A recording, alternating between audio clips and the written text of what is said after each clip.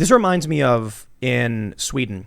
There was a story that I went to Sweden several years ago. You guys, yeah. Most, I think most, no-go zone, I think most people so-called. know, but for those that aren't familiar, I went to Sweden because Donald Trump said, look what happened over, last night in Sweden.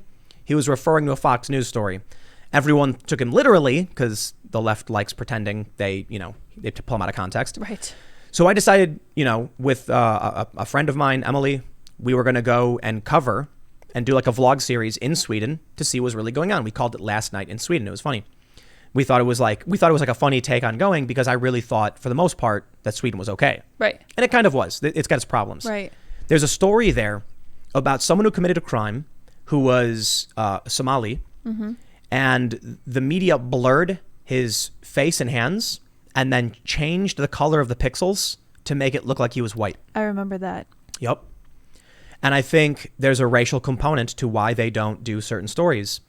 This is the problem with the hysterical media. Telling a story about a guy murdering a kid does not make you racist. It's not racist to highlight the fact that a grown man executed a little boy. I don't care what their races were. I care that it happened. When Tamir Rice, the story of Tamir Rice, was playing with his, toy pistol in a park and the cops ran up and shot him, I was extremely angry about this. Of course. Cops, that's why I think there's room for reform and figuring out how to make, things better. Dude, I think this is why racism is never going to die. They're not going to let it.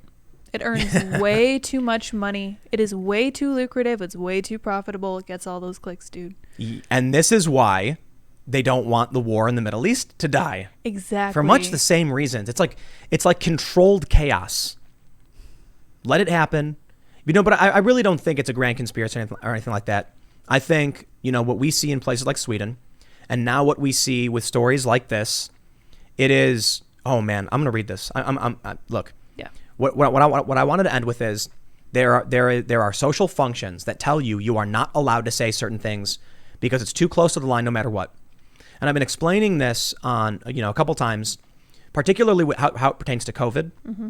If we're not allowed to show you a doctor talking about COVID because he's got good news and we get banned for it, then the only thing you will ever see is everything's getting worse. Yep. COVID is getting worse. Everybody's getting sick. And then people will just continually believe everything's worse than it is. And then because of that, the actions taken by government and by doctors will always be towards the most extreme and negative interpretation. That's interesting. There's no, so you need arguments. So if the news comes out and says this is the end of the world, it's the apocalypse, you need another side to come out and say, well, hold on, there's some good news here. And then people can weigh the views and say, okay, I think the truth is closer to the middle. Right now, anybody who says anything like this is the reason why only conservative outlets, for the most part, actually talk about what happened to this kid. Right. And I think there's a racial component to it. I think you're right.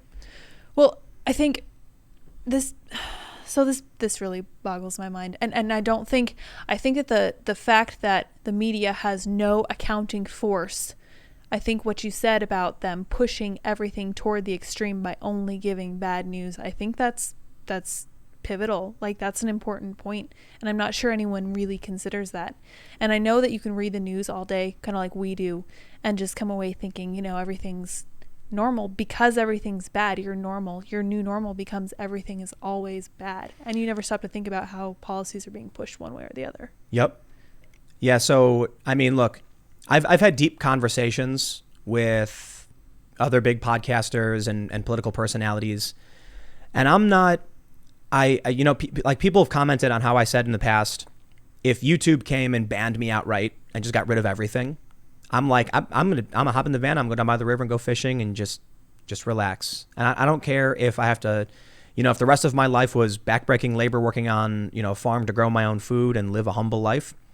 But it's more about, it's really hard to do right when it comes to information. How many stories are we not talking about right now? How many other people have been murdered across this country all day, every day? We don't talk about them. And so, to be honest, when I saw this first story, I'm like, man, I'm from Chicago. You show me a story like this and I roll my eyes and I say, welcome, some of the worst parts of this country. These things happen. And I think for this story, people took it very seriously. And I thought I was perhaps too jaded, and I should highlight this and I should talk about how the media has done a poor job fully recognizing that I think, even coming to the point where I felt like I should have talked about it in the first place, I feel like I'm just playing into the same media machine. Yeah. Oh, everybody starts talking about it, so then I jump on the train and I'm like, oh, look, now I'm concerned too. And it's like, I'm concerned about all of this all the time. But, if you only hear from me, like if you only watch my channels, then you're going to get basically what I see. And you don't see literally everything I see. So people might have their perspective skewed by only watching my content. One of the reasons I think YouTube is substantially better than basically any other news outlet is because I hear from a lot of people, they don't just watch me, they watch also Jimmy Dore. Right. Or Crowder, Kyle Kalinske, Styx Hexenhammer, other great creators, commentators. And that's like the YouTube platform has created an area where you have different opinions, sometimes arguing with each other, and debates. So you're not getting pigeonholed by one media company that won't tell you everything and only wants it to be always negative and everything like that. But I do think it's fair to point out, same goes for me and literally anybody else. Man, really, we only ever talk about bad things. Well, and to be fair, there's only so many hours in the day. There's only so many stories you can cover. Like, you cover a lot of stories. You cover, 6 different stories a day? Like, often combining things together.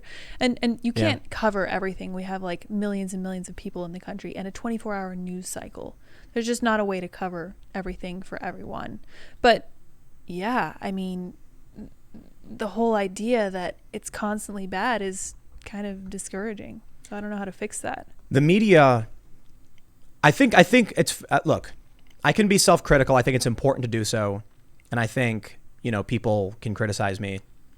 But I think I still try to do a good job. I still think I do a good job. I think we do a good job. And I want to show you this image right here. And I want to show you what a bad job is. This is Covington Catholic, 4,450,000 results in a half second. Canon Hitton, 187,000 results in 0.3 of a second. There really is no coverage of this. Think about what Covington Catholic is. Covington Catholic was literally a kid standing, smirking. And that was, everyone and their grandmother came out and they were like, can you believe this? What makes viral outrage? You know what I mean? Like, why? When I got sent that video of Covington, people were like, dude, did you see this? And I was like, what is it? And they were like, it's this kid. And he got in front of a guy's face. And I was like, it's just a video of a kid watching a guy drum. He's just standing there. I don't know why you care. What is this? And I ignored it. And then when I saw everyone talking about it, I actually started questioning it. I found a video that showed the Native American walk up to the kid, and I was confused. I was like, what do you mean? Like, the Native American dude walked up to the kid. Why is everybody angry about this? Right. That was national news. Nobody wants it. You know what it was? Huh. A negative racial component. You're right. That's consistent. It was. I don't like that. I know. And I think this gets back to my point about racism. I think this is why racism will never die, because it just drives the media, and it drives the clicks, and it drives the rage that people already kind of have and think they know it's part of history. And it's creating a psychotic worldview. Let me show you this paragraph real quick. They say, at the time of publication, a search of Canon Hitton produced no results on the websites of ABC, CBS, NBC, MSNBC, CNN, NPR, New York Times, The Washington Post, Time, or Newsweek. It appears that Fox News was the only mainstream media to cover the horrible death of the 5-year-old boy. International news outlets such as The Sun, Daily Mail, and The Independent have reported on the boy's murder. We are being poorly served in this country. Well, let's go to the international places they're covering it. Yeah. I don't get it, man. I mean, I do, obviously, but what I mean is, I understand why they do it. Right. Why they push the stories they push. It's safe. It's safe. It's born out of, I think, a somewhat fair, comedic space, where early on you had comics who had no problem ragging on white people, because it's like, listen, man, there's an argument about punching down, punching up, and there were comics who didn't care. They'd punch any which direction they wanted to. Right. But there was some things were considered, too much. Like I said, if you only are ever allowed to hear one side of an argument, then that's the direction you're going. Yep. And so we've come to a point now where the news sees this, and I don't think it's necessarily a a racist thing. I think it's more of this story lines up with other stories that get traffic. Right. Maybe they don't even consider that there's a racial component here. They're just like, oh, this has all the makings. I'm not really going to put my finger on it because I don't care to think about it too much. But I'm just going to go with it because I know this is kind of in line with other stuff we've done that's really, really been big. Yeah. It's the incentive machine where like Facebook gives you get the numbers. Yep. Like Twitter and Facebook, you can see those live metrics of your story doing well. Mm-hmm. And this results in a negative feedback loop. So these media companies are like, so actually it's a really good example of Mike.com. I'm gonna say my understanding and based on what I've read, because I could be wrong about this, and I'm saying that for legal reasons. But initially they were very like libertarian. And it's really interesting to look at some conservative commentators and go back in their history on YouTube and see how anti-cop they were. Yeah. Very critical of police and police brutality because the libertarians don't like the state beating people and having that authority too. Now they're very pro-cop. And I do think it's not fair to say it's simply they flip-flopped. It's that there's a difference between saying like police stop the violent riots and supporting, police brutality or something. Yeah. Because I don't think anybody supports that. But what ends up happening is you get sites like Mike that would put up a video of police brutality and they would get, they would see the live numbers and be like, whoa. They'd put up a video of, Ron Paul giving a speech and it'd be like, yeah. So then they said, we know what butters our bread. Pump out that anti-police, videos. So do you think it's safe to say that watching what the media does with their metrics is kind of like a glorified version of what happens to people when they're watching their own metrics?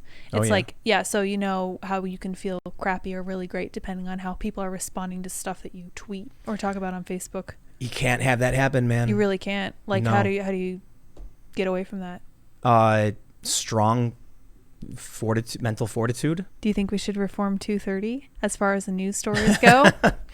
Yeah, but I don't think that's going to change how YouTube creates like these feedback loops. Yeah, that's true. It's a little bit different. It's so annoying when I hear like people saying simultaneously Tim is the slowest red pill ever and the left saying Tim flipped as soon as he saw a right-wing audience. I'm like, this is just so stupid. Schrodinger's red pill. It's just not, well, I think if you're on the left, I look like I'm on the right. And if you're on the right, I look like I'm on the left. Yeah, so it really is like being a centrist. It's an optical illusion.